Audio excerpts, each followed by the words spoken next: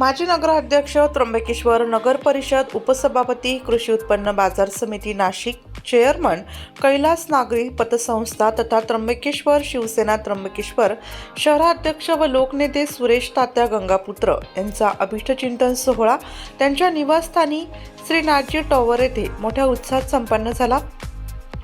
या विशेष सोहळ्यात विविध मान्यवर कार्यकर्ते आणि ग्रामस्थांनी हजेरी लावली। यावेळी अक्षय नारळे यांनी हाताने रेखाटलेली सुरेश तात्यांची अप्रतिम चित्रप्रतिमा त्यांना वाढदिवसानिमित्त भेट केली। या चित्राने उपस्थितांच्या मनाचा ठाव घेतला। कार्यक्रमात लक्ष्मीकांत थेटे, गिरीश जोशी, कैलास फुले, मनोज थेटे, प्रशांत गायधनी, आकुश शेठ चांदवडकर, प्रशांत बांगडे, योगेश दिघे, संजय कदम, रामा परदेशी, सागर उजे, शंकर गमे, गणेश कदम यांच्यासह गावातील ज्येष्ठ नेते, सर्व पक्षीय कार्यकर्ते आणि ग्रामस्थ मोठ्या संख्येने सहभागी झाले होते।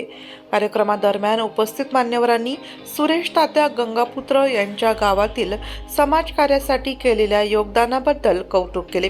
त्यांच्या अथक प्रयत्नांमुळे ग्रामविकासाला दिशा मिळाल्याचे सर्वांनी एकमुखाने मान्य केले।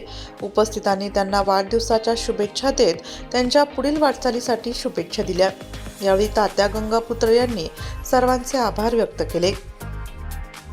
आज या नवीन वर्षाच्या त्र्यंबकेश्वर नगरीमधील सर्व बंधू आणि भगिनींना नवीन वर्षाच्या हार्दिक शुभेच्छा देतो आणि भगवान त्र्यंबकराज त्यांचं संपूर्ण वर्ष सुखा समाधानात जावं हीच त्र्यंबकेश्वर चरणी प्रार्थना करतो।